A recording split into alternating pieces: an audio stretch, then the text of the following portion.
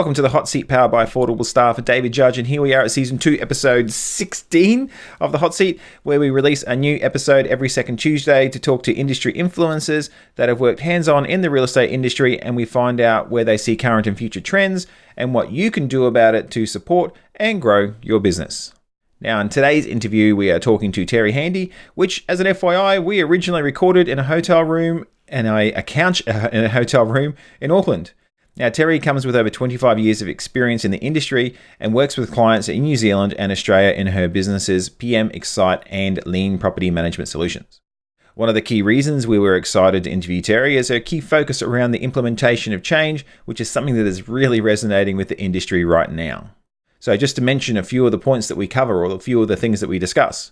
First of all, the differences between sales and property management, the financial balance between the two, and which of the two Terri prefers, why people that are scared are more resistant to change, and what will happen to those people within the industry that aren't prepared to adapt to change, how moving to a cloud-based software is allowing agencies to expand the type of people they employ and the type of work-life balance that they can offer to those people, and why in Australia 35% of investors manage their own property versus 65% in NZ, and how Terri thinks what will happen to the PM industry and NZ in the future.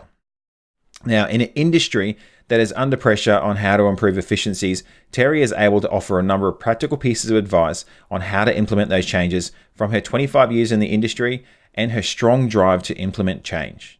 So, enough of me talking. Let's get into the interview now, and make sure you hang around to the questions at the very end, where they go very, very well. So it's very interesting and engaging. Anyway, enough of me talking. Let's get into it and roll it. Hello and welcome, David Judge here, and I have Eva Judge and Terri Handy. And welcome to the Hot Seat. We're here today talking to Terri about your experience in the industry, yes, where you see the industry right now, and where you see it going in the future. And we'll just delve in deeper with a couple of other questions, and then we're going to ask you a couple of hot seat questions.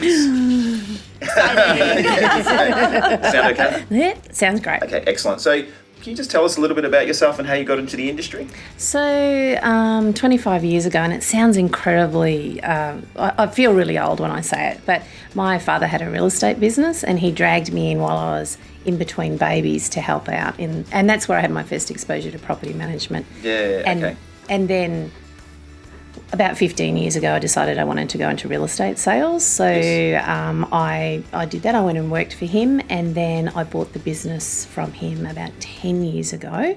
And then by that stage, he'd actually sold his property management department. Yes. And I had a sales-only business. I bought myself, which was a ridiculous thing to do in hindsight, because there was a trade restriction in place around the property management department. Yeah, okay. So once I could, I started one straight away. So and now I consult. So yeah, I sold that maybe 5 years ago. My son developed a mental illness, and he sort of needed my attention, so I sold that. And then he's right as rain now. But so I go and help other businesses in property management. Excellent. Sales or property management? Which one do you prefer? This stage in my life, I actually believe that there's much more sales in property management than people think. Yes. So, and all of those skills, the relationship's just longer and slightly different. There's still processes. There's still people with a lot of emotion behind there. We need to have those negotiating skills that are used. And I think sometimes it's the reason people go to sales is because they can get that buzz really quickly, and of course financially there's and that's why I went into sales, because I wanted to be financially rewarded if I was good at something. So but I really enjoy the way that we can in property management we can, I guess, help people to really become financially secure, or help them through a stage in their life. So not everyone is an investment owner by choice. You know, they don't necessarily have an investment property because that's their plan. And so that we need to help them through that stage in their lives as well. I think you were saying school teachers, a number of school teachers have run their own self-managed super funds? Yeah, is that? That's one of the areas that a lot of teachers invest in these. Yep. Yeah. Because the rules changed in the last few years, and so property is much more appealing for them. Exactly. So you got into the industry from your dad. Yes. If you hadn't gone that career path, what do you think you'd be doing now? I would probably still be in a service-related role somehow, and I'd still probably be my own boss. I'm not a very good employee, so I like Why things is that? I like to implement change really quickly, and that's I find sometimes when you. Well, I haven't done it for a while, but when I'm working for someone else, I do get frustrated. I was a terrible public servant. I had a very short stint at that, and red tape and bureaucracy wasn't good for me. So Yeah, well, we had our first business in 1998, which was a restaurant, and then for a period of time after that, we went back into the workforce. But fortunately, that we both ended up in positions of responsibility. So we were in that role where we could create change. But I think if for both of us, if people were to try and squish that, we both struggle as well. Oh, Absolutely. it's incredible. Like, I could never go into politics. I think I would just like, No, because you'd swear at too many people or yell at them. I think I just drink a lot of wine. That's right. I remember we had this parade in my town, or the Anzac Day parade, I think it was, and I was standing quite close to the mayor at the time, and he was a really lovely gentleman, and a lady came up and complained about the lack of seating for the parade, and I was just, oh my goodness, I just couldn't cope with that. I could not go there. I definitely wouldn't be a good politician. Event that was put on by volunteers, by volunteers. Exactly. There was no, it was all, and we were there for Anzac Day. It wasn't, and really, you could bring your own chair. It was just, I wouldn't have been able to, I could not cope with that petty sort of complaints that they have to put up with. So. Yes. Anyway, moving back into what we hear. In the industry at the moment, what do you see as the biggest problem/challenge in the industry at the moment? I think that there's quite a lot of fear out there as well about what's going to happen in the future, and I actually find that when people are a little bit frightened, they become even more resistant to change. And unfortunately, our clients, whether that be the owner or the tenant, or even the tradies that we deal with, their expectations are they are increasing all the time, because we're being judged against other industries, and it's like this little vicious circle where people know that they have to change. They're not quite sure what to do, so they end up not doing anything, and it just exacerbates the whole thing. So, And those people in the industry that are resistant to change, what am I saying? I'll just say it. Do you think that those that are being resistant to change, they'll eventually be squished out of the industry? I think so. I think so. It's there's not going to be a place for them. That's basically. And it's like in a lot of ways. In a lot of ways, it's lack of profitability, because like in Australia, the introduction of a lot of legislation has meant that that average property manager has to do so much more, and the turnover rate of an average property manager is something like 9 months. So it's when you look at it that way, you can almost see that unsustainability of it, unless there is some sort of change that needs to happen. Yeah. So technology is going to make a massive difference, and it already has. Outsourcing is one way of relieving some of that pressure for a lot of, even the smaller agencies, because they still have to, at the moment, there's a lot of physical stuff that they have to do, whether that be taking keys somewhere. And we can look at ways of doing things, but at the moment, it's actually a little bit hard for people to see how they can make a difference. So I probably got a little bit off track there with the question, but I think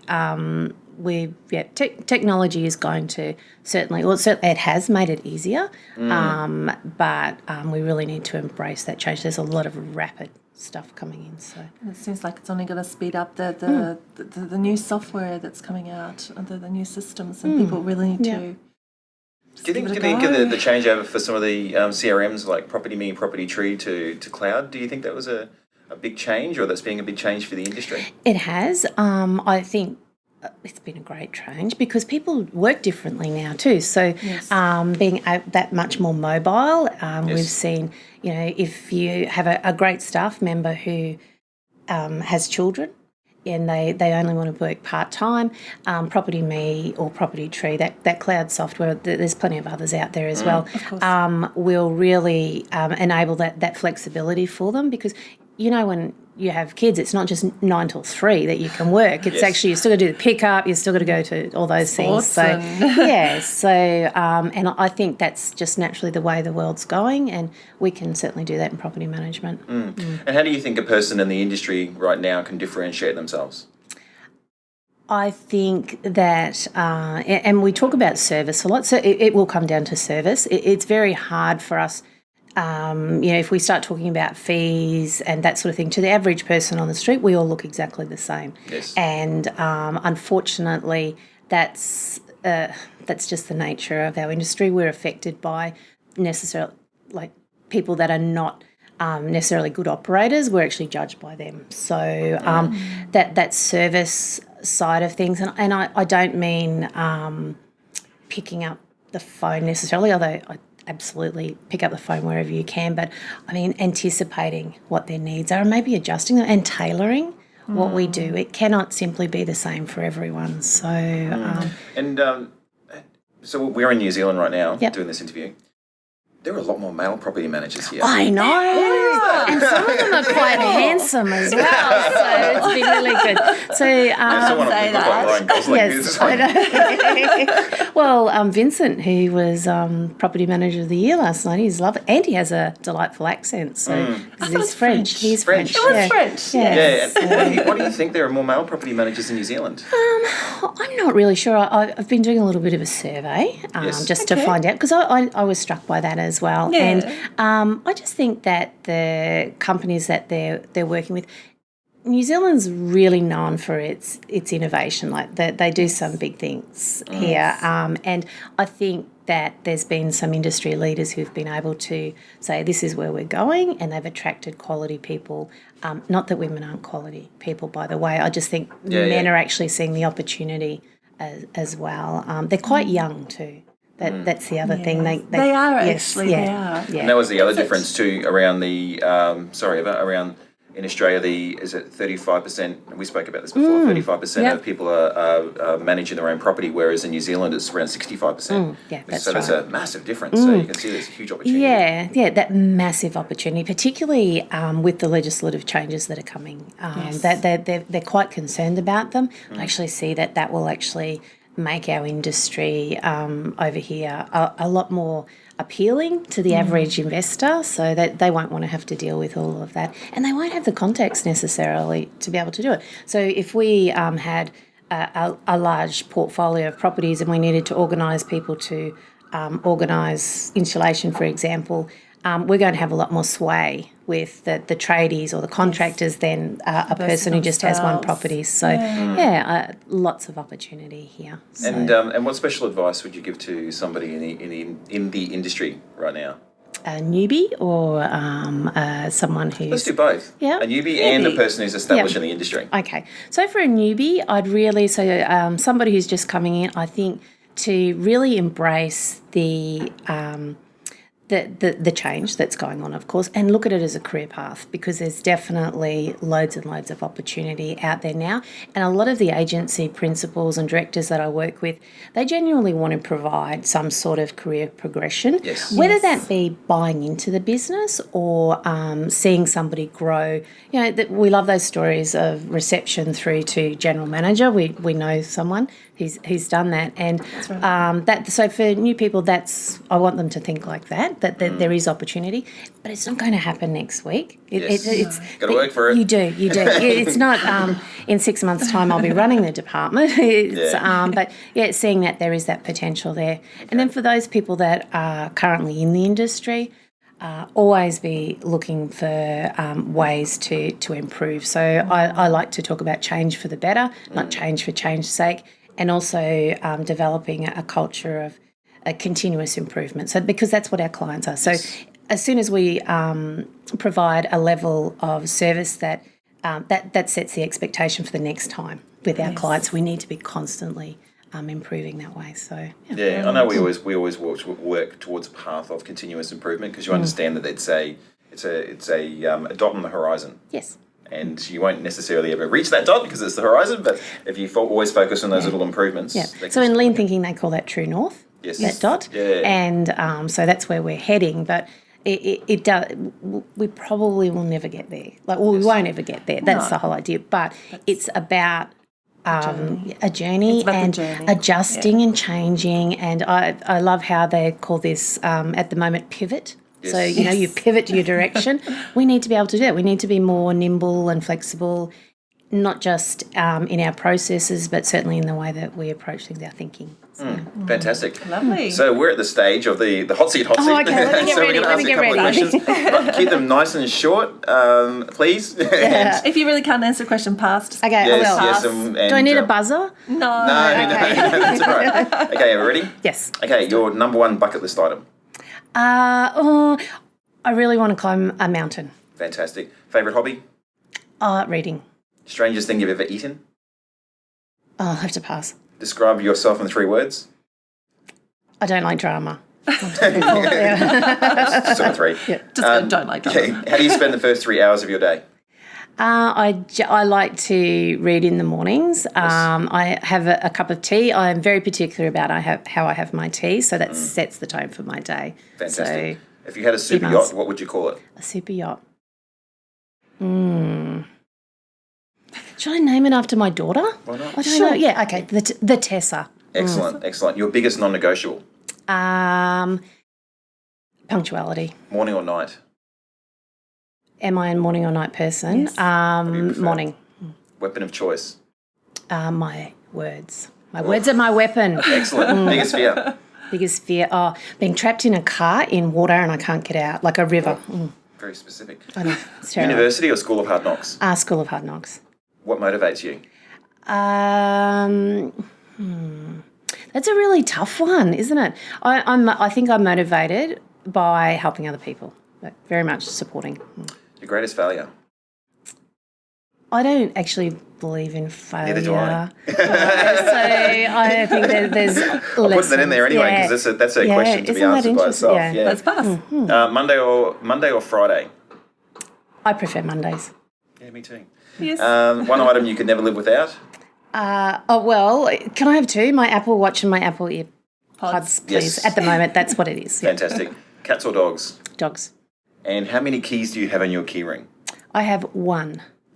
It's interesting. I don't even have a key tag. Yeah. I'm very minimalist, very simple. Quite a few people say 1. But you see people walking around with big things. I know. Yeah, keys are the bane of a real estate agent's life. Like, why would we complicate it? So that's right. We literally just carry around a single key everywhere we go. Yep. Okay, so that's it. Fantastic. Thank you very much. That was quite painless, wasn't it? It was very painless. Thank you. So we're at that stage of the interview where tell us what you've got going on right now, what you'd like to shamelessly plug about you. Oh, okay. So because I work with different agencies around consulting, I'm not a trainer, I consult, and I really get excited about helping people to implement change. Yes. And so I'm working with a number of offices who have really taken that service idea to the next level, and the things that we're doing with them is really exciting.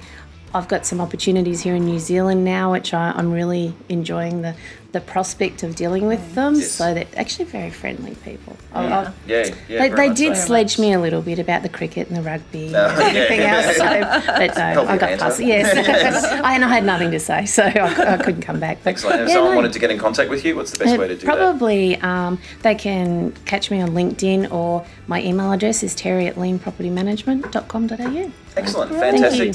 Thank you very much for being on the hot seat. Thank you for having Eva, me. as well as Terri and David. And fantastic. Yep. And we'll talk again soon. Great. Okay, Thank you. excellent. Thank you. Thank you for listening to this episode with Terri. And before you go, I'd ask if you enjoyed this episode that you subscribe to our podcast, which you can find if you search for The Hot Seat wherever you listen to your podcast, especially on Spotify and on Apple Podcasts. I also wanted to remind you that the Hot Seat is powered by affordable staff, and if I am 100% honest, we could not put the Hot Seat together without outsourcing. There's a lot of background work that goes into creating a podcast, and this could not be done without outsourcing it to our overseas team. I record the content here that you're watching or listening to, and then I send it offshore where they handle the video, the audio edits, the website, podcast distribution, marketing, and so much more. So thank you again, like I do every week, to our team in the Philippines. Okay, so that's it. Thank you again for all your support, the really positive feedback that we received from the Hot Seat, and I look forward to talking to you in the next episode of the Hot Seat.